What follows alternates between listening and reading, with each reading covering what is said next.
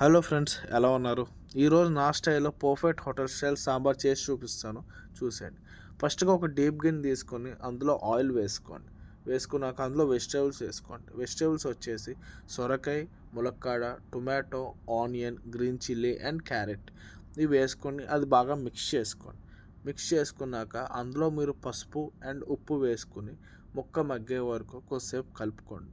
దీనివల్ల ఏంటంటే ఉప్పు అనేది మీకు ముక్కను తొందరగా ఉడికిస్తుంది.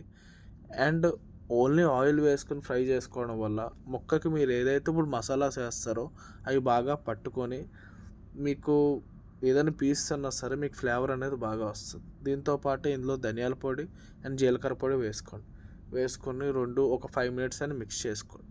మీకు ముక్క అనేది కింద కొద్దిగా అడుగంటుంది. అప్పుడు కొద్దిగా మీరు లైట్గా వాటర్ వేసుకుంటే మీకు ముక్క మాడడం అనేది జరగదు. వాటర్ వేసుకుని ఒక 1 మినిట్ కలిపి అప్పుడు మీరు సాంబార్ పొడి వేసుకోండి, విత్ కారం వేసుకోండి. సాంబార్ పొడి కూడా మీకు పర్ఫెక్ట్ హోటల్ స్టైల్లో రావాలంటే ఎంటీఆర్ సాంబార్ పౌడర్ వాడండి. నేనైతే పర్సనల్గా ఎంటీఆర్ వాడతాను. ఎంటీఆర్ ఒకటి మాత్రం ఫ్లేవర్ చాలా బాగుంటుంది.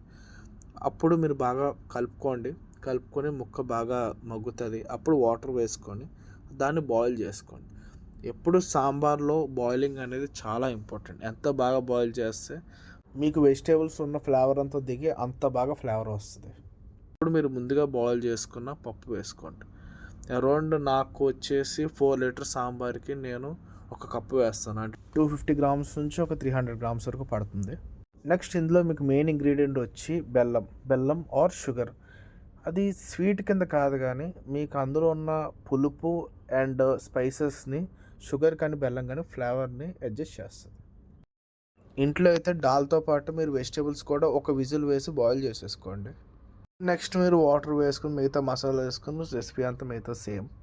తాలింపులో వచ్చేసి ఇలా ఆయిల్ వేసుకొని ఇందులో ఆవాలు వేసుకున్నాక అది బాగా చిటపట్లాడనివ్వండి. అప్పుడు మీరు గార్లిక్ వేసుకొని అది చిటపట్లాడాక అప్పుడు మీరు జీలకర్ర, శనగపప్పు, కరివేపాకు అండ్ ఎండుమిర్చి వేసుకొని బాగా రోస్ట్ చేయండి. మీకు తడక అనేది రోస్ట్ అవుతే దానికి ఫ్లేవర్ అనేది బాగా పెరుగుతుంది. అప్పుడు మీరు లాస్ట్లో ఇంగువ వేసుకొని అది ఒక 1-2 సెకండ్స్ కలుపుకొని అప్పుడు మీరు అది సాంబార్లో తాలింపు వేసుకోండి. దీనివల్ల సాంబార్ అనేది ఫ్లేవర్ వస్తుంది. ఇళ్ళల్లో అయితే నా బెస్ట్ సజెషన్ తడకలో సాంబార్ వేయండి. సాంబార్లో తడక కాదు, తడకలో సాంబార్ వేయడం వల్ల మీకు ఫ్లేవర్ అనేది బాగా ఇన్ఫ్యూజ్ అవుతుంది. తడక వేసే వెంటనే మూత పెట్టండి. అప్పుడు ఆ తడక కొన్న ఫ్లేవర్ బయటకు పోదు. 1 సెకండ్ బాయిల్ చేసుకొని దాన్ని కొత్తిమీర వేసి దించుకొని ఎంజాయ్ చేయండి. ఇది ఇడ్లీకి బాగుంటుంది, దోసెస్లోకి బాగుంటుంది, అలాగే మీకు రైస్లో కూడా చాలా బాగుంటుంది. Please like, share and subscribe. Next ఏం రెసిపీ కావాలో కమెంట్లో చెప్పండి, తప్పకుండా చేస్తాను.